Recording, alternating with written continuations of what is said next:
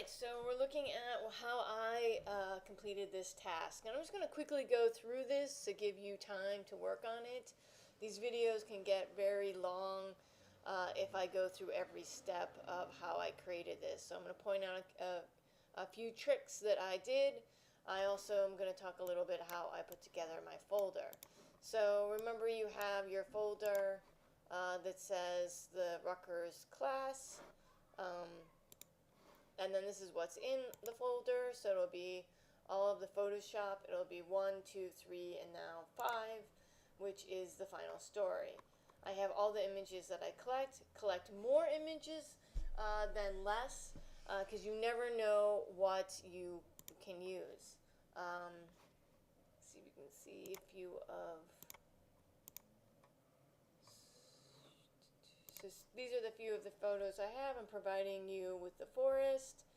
You should look up a door, and then I would like you to go take a whole bunch of pictures of a friend or yourself to put in place as the child or the old lady. I even took a picture of a shoe. It's just too brand new for it to work to be this little old lady and a whole bunch of kids that destroyed the house. So I picked this shoe, which I also provided for you. You can use this shoe or find another. And then this is the image I did. And let's get back to the image. So I won't need to see the image. I'll just need to see the PDF and the PSD. Remember to have fun with this. This can be really fun. It can also be really challenging.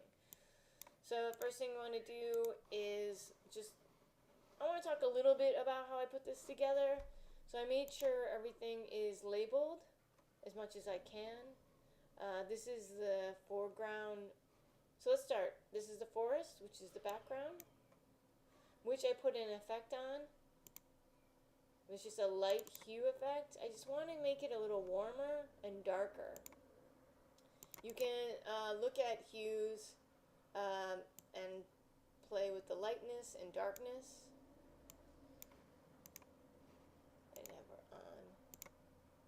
Make sure you hit the icon when you do open it. If you hit here, it's going to open up properties. And you just can adjust. And what you're seeing is the places I masked to show you about masking. So I can actually mask light also. So I just wanted it a little bit darker than it came naturally.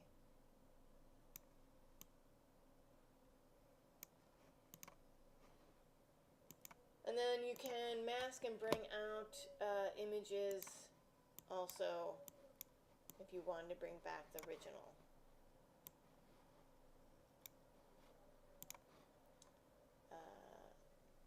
So that is that. Then I worked on the boot.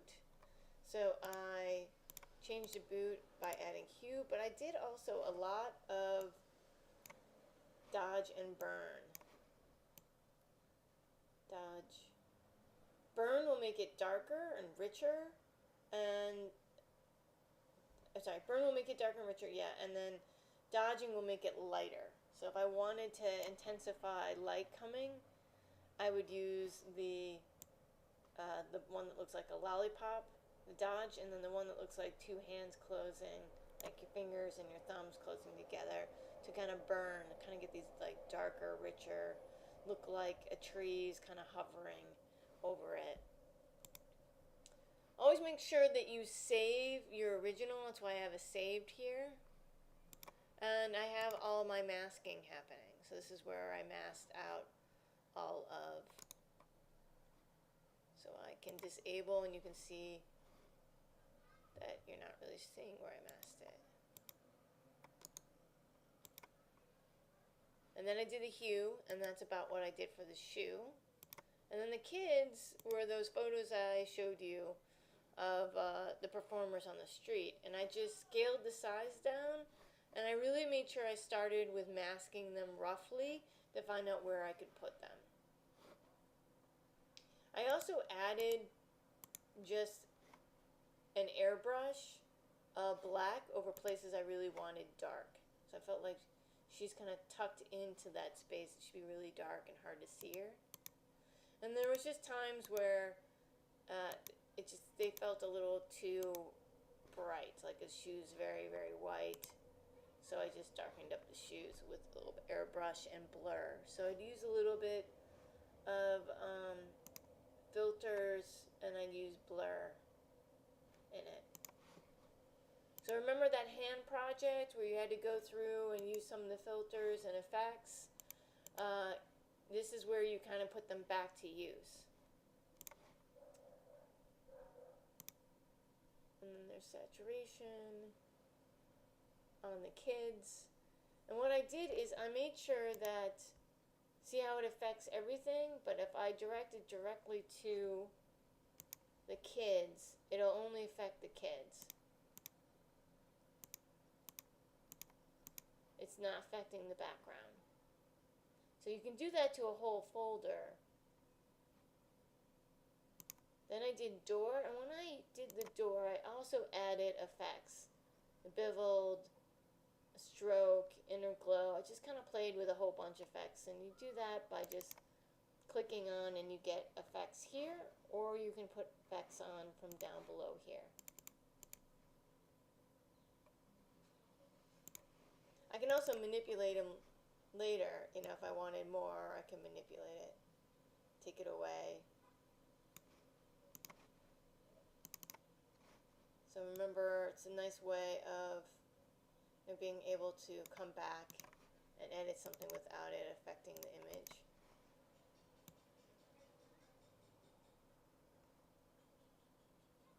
So there's just little ways to kind of make it feel like it's in the shoe. I might need to darken and enrichen the edges a little bit more. Maybe make this darker so it feels like it's bending with the shoe a little bit more. And then I put a tree in front because I thought I wanted a foreground, middle ground, and background. And when looking at it, these two greens don't quite match up. So you can add a hue effect to kind of make this a little more red and yellow. It's just these little subtle things that really help carry the story.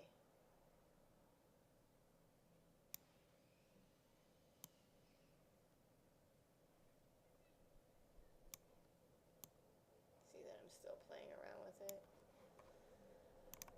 So that's what I did to kind of set it up.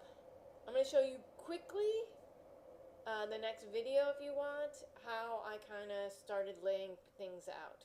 Alright, hopefully this helps you get started and inspires you.